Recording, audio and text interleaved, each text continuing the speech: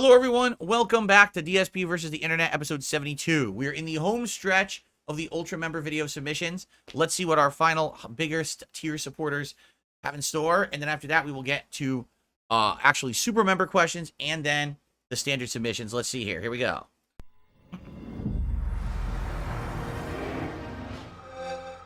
Classic Xbox 360, baby. I remember that. Evening. So I picked up my 360 on Friday at game, and I'm just going to do a sort of a little run through of the dashboard, which is obviously the thing that appears when you start the console. So the dashboard, you've got... This is funny. This is from 12 years ago, so about 13 years old. This would have been what? 2010, 2011-ish, when it was still a modern console. To me, the modern gaming era started with the Xbox 360. Why do I say that? Because previous to that, I had been basically kind of ignoring console games, and basically I had been traveling, doing competitive Street Fighter and stuff like that, so I never really paid attention to console games during that original Xbox, PlayStation 2 style era. It wasn't until Xbox 360 came out that I was interested again in covering and playing console games.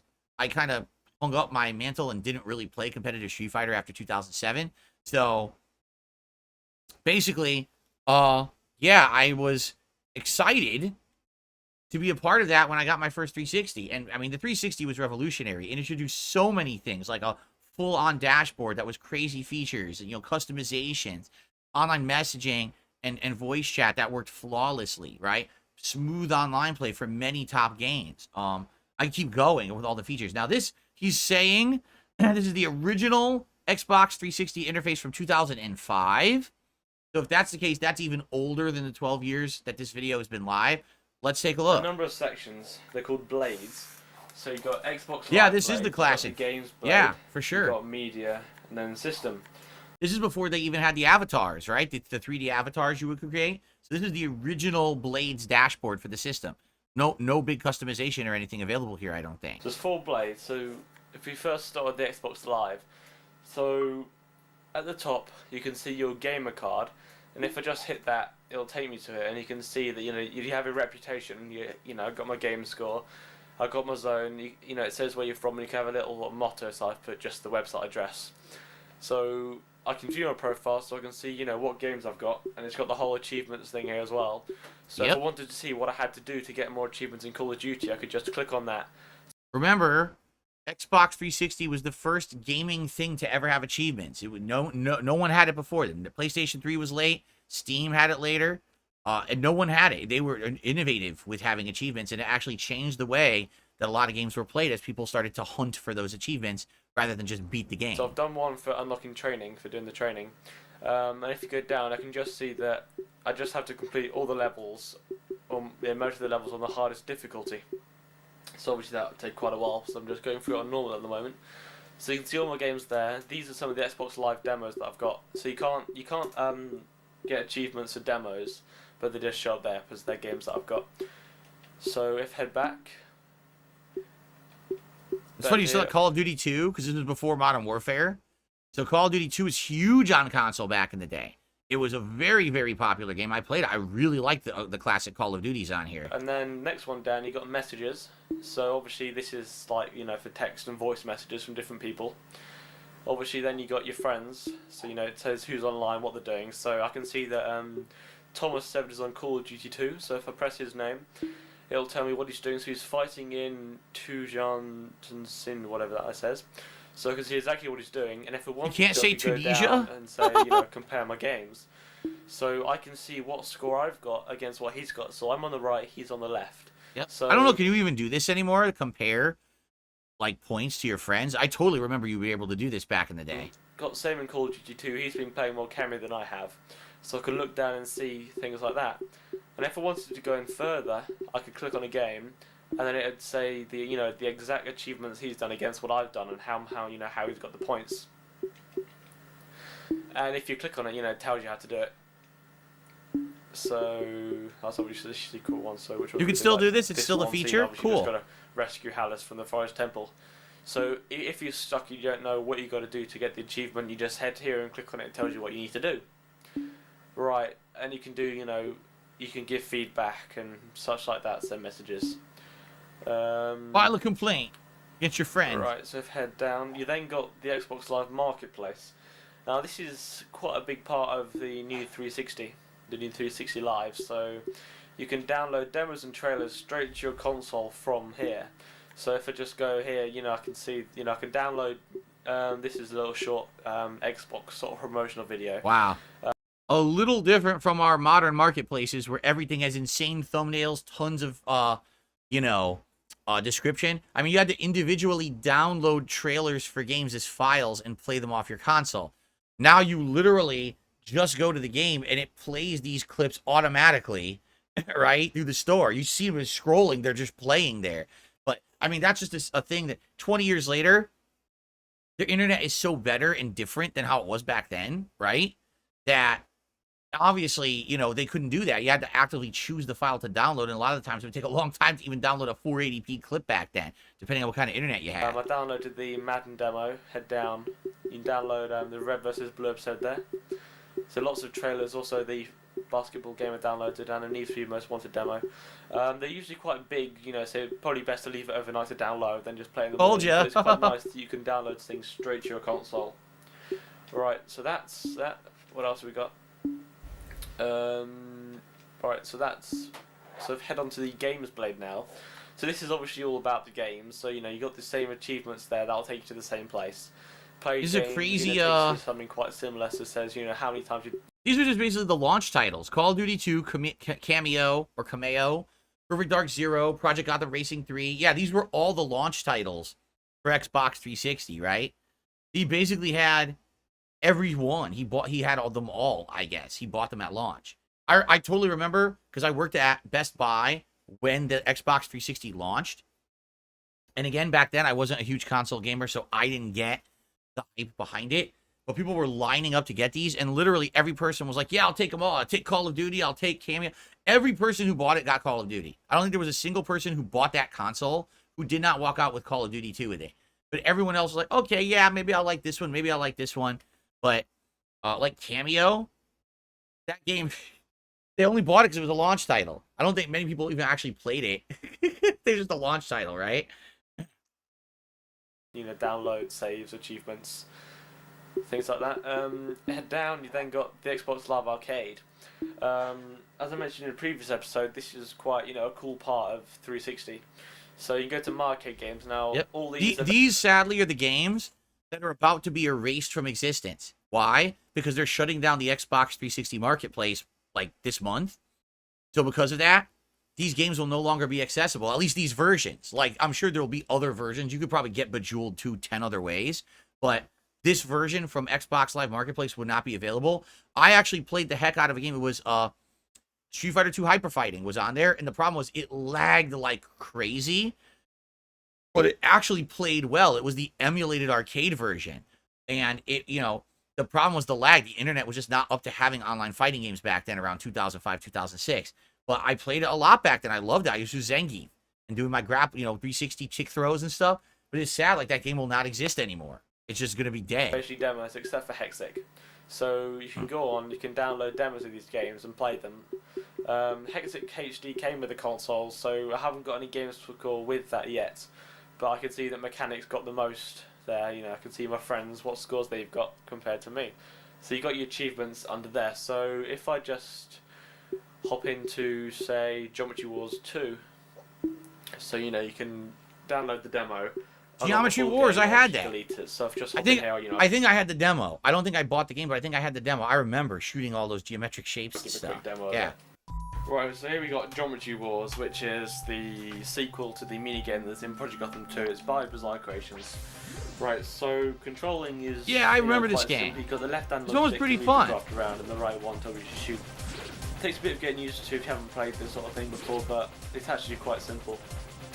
And it's pretty fun, once you know what you're doing, just fly around. I genuinely wonder how he captured this, because this looks like this is 2005. There were not many easy-to-use capture devices back then. Like, you have to run them through your PC, you had to use, like, the stupid composite cables. There was no component, they couldn't even take component yet. So that's probably why it looks so grainy. It's like 480p video, right?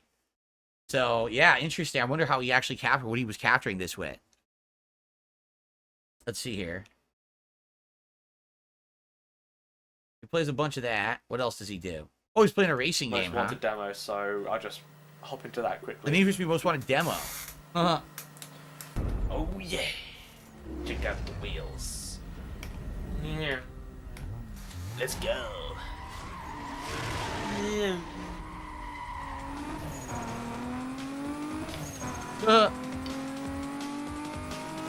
Wow. Oh no. What's funny is he's recording in 480p, but it's simulating widescreen. Look, it's simulating a widescreen in the game. Anyway, so that's the Need for Speed thing, and you know, again, I could. Okay. What you doing? Watching a little game trailer there? Cool sort of visualizations. Oh, that's right. This was back when basically everyone was still into playing music on their consoles and shit. So you could make your own playlist. You have to import MP3s, and you could do it off of a CD, or you could actually have digital files, use a thumbstick, and you could put them in there, and then you could make a playlist. And that was, remember when everyone used to do these visualizations to play music and shit? Remember? So you could have the different things appearing on screen. That's crazy. I haven't seen that in a zillion years. People used to do that on PC all the time, like Windows Media Player and stuff. So if I wanted to head into that to actually have an interactive... Yeah, the visualizations. I could just hit X. That brings... I wonder what music that is. Probably copyright.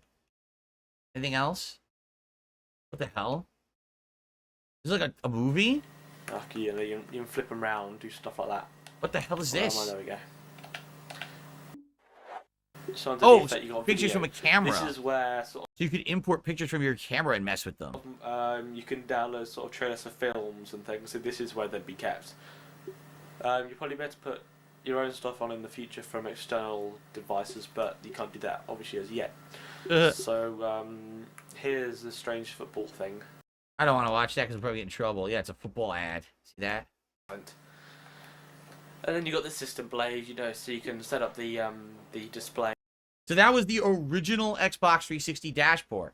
And then in future iterations, they kept some similar tabs, but they extrapolated. Remember, the first one became your avatar, and it would have different games listed behind it. You could have a custom background that would change depending on what game you were playing, or sometimes you'd pre-order a game and get a special background for your Xbox 360 and stuff, which was really neat. They made it so customizable later on. This is pretty neat for the beginning of having like a modern console with a dashboard that had tons of features, you know? Okay, we have 2 videos left in the Ultra Submissions. Let's see what they are. One family did what a lot of families do on the 4th of July. They bought some fireworks and then they set them off in the front yard. But nobody really expected what happened. Oh, I've seen this. See, this is from over a year ago. I didn't know that. I've seen this viral video. This is them setting off fireworks, and this is what happened. Next, watch closely. A rogue firework forces everybody to run for their lives. Correspondent Marky Martin joining us tonight. Marky, the video has been circulating online for a few days. We all had to do some digging, our team behind the scenes, to try to figure out where this happened. Finally, we've got the story behind it all. Oh, yeah, we tracked down that family, Marnie. This video has gone gangbusters online. This was... Oh, my God. Did she seriously say that? This video has gone gangbusters online. I totally use this word in my common dialect every day. I'm hip like all the kids. Not the fireworks show that anybody expected that night. And yeah, we talked to the family, and they said that they watched as 4th of July turned their driveway into a war zone. All of our, closest friends get together. We barbecue, the kids swim. The baby. There's a baby right there. Evening, we light off fireworks. Holy shit. Fireworks that turned into something you have to see to believe. You fucking idiots. A chain reaction, sending a driveway up in smoke on the 4th of July. One of the other adults lit a firework that just kind of went rogue. And went rogue. The other fireworks that were behind the brake board. And the families running for cover. The fireworks that were behind the brake board next to the car, those ignited. And when they ignited, obviously you can see in the video that they all went. So, for the record, it's always very intelligent to leave a stockpile of fireworks right next to where you're going to be lighting off fireworks, right? That's always recommended. Don't leave the fireworks in the house or in the backyard when you're setting them off in the street and you get them individually. Make sure they're all sitting right next to each other because nothing could possibly go wrong. And off pretty much at once. And by nothing short of a miracle. There was actually no injuries. Everyone is well. No property damage. Oh my So God. really lucky. Everything and everyone unscathed. Not even the fire department or police called. And we checked. Kind of shocking how undamaged it all was. The couple who spoke to News Nation. Well, wait a minute. First of all, it depends on the type of firework. There's many different types of fireworks. Many fireworks are not meant for a big explosion. They're meant for something visual. It looks to me like these were very visual, but they weren't one of those stupid, what do they call them, M80s? The ones that are meant to make giant noise and can make a crater in your street, right? So I think that's what it was, is they didn't have super dangerous fireworks. Now, if the person remained standing in front of them as they fired into them, yes, there would have been major problems. But the fact that they got out of the way, also it looks like they were all facing straight towards the street. Like the box was probably, you know, straight towards the street. So when it lit up, most of them blew into the street. A few went to the side. But again, these aren't the impactful ones, right? So why do you think there would have been giant damage? This is, you know, this is not grenades going off. This is not going to take off the street. And by the way, it looks like it burned out within like a minute. So yeah, maybe your neighbors at first are like, what the fuck? But then as soon as they look outside and they see that it stopped, they're not going to be going crazy. Also, they're very lucky they have a giant street. You see how wide their street is in front of their house? So no one was there. No one was driving by or anything, right? There you go. Prime exclusively and anonymously have been taken from their quiet Nebraska home and thrown into the spotlight. Nebraska. Yeah, look how wide that street is. That's a pretty darn wide city street. There's no cars parked there. There just so happens to be a yard across the street that's fenced. So it's not like they went into there or anything. Like, they're lucky there was no trees. They're lucky there was no dried out plants. You can see it's kind of like summer. You know, it's July. Yeah, they're very lucky. Very lucky. But at the same time, no, this wasn't going to blow up everyone in the street. I mean, it's just, like I said, it wasn't the destructive fireworks or anything like that from what I can see. The security system reached out to them. All because of the now viral video that they tell us they didn't even share. We didn't post it. We didn't give anyone permission to post it. Really? It just ended up on Reddit the next day. Was, you know, meant for insurance purposes. They were hoping to stay out of the headlines, but as the video spreads, they wanted to shut down rumors. You know, there were assumptions that we had burned our house and our neighbor's home down and blew up a van. And we definitely, that is something that we don't take lightly. And, you know, while it is fun to let kids do those things, it's just not something that we would let them do. Stupidest They thing. say it's a wake-up call. Or as Van Damme would say, it's a wake-up call. Just the lesson that is learned with becoming complacent in our safety. And how about that minivan that took the brunt of the sparks? That minivan is perfectly fine. The family that owns it is still using it and driving it right now.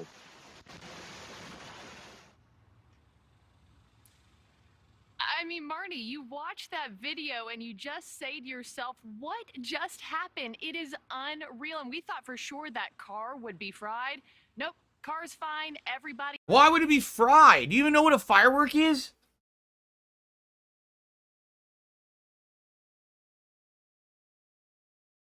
Oh. What the fuck is wrong with these people? Like, can you imagine having to work at this station and this is your lead story for like the night and you just have to like it's 5 minutes. This should have been done in like 90 seconds tops. But you have to have a 5.5 minute story based on this to end your show or lead your show or whatever. Exclusive, right? It's like, the car was going to melt? Really? You thought that fireworks are so hot you would melt the car into a liquid form in the driveway. Okay. He's fine. In fact, so okay, the police department didn't even know this happened in their town. And lastly, I'll just reiterate. Why would they? If no one reported it, why would anyone know that it happened, right? Someone has to report it. This family does wish to remain anonymous because, as you can imagine, with millions of views and shares, they've gotten a lot of well wishes, but also a ton of criticism as well. Marty? Well, Marky, I mean, our first question we saw, one was, is it real and how recent is it? Because we'd never seen it. And two, of course, is everybody okay? I am amazed that everybody was okay. When it says 1 year ago, but what's the actual date? It's 2 years ago. See what I mean about YouTube? YouTube is so dumb. So this was July 8th, 2022. It thinks that was 1 year ago. No, that's 2 years ago. Okay, it's short by 1 day. It's not 1 year ago. I hate when YouTube says that about videos. It's always off for some fucking stupid reason. Because what looked bad just got worse and worse, and then you're like, oh my gosh. But I think they bring up a really interesting point about complacency, because this family had done this before. They went through the motions of preparing the safety things, but sometimes you just go through the motions.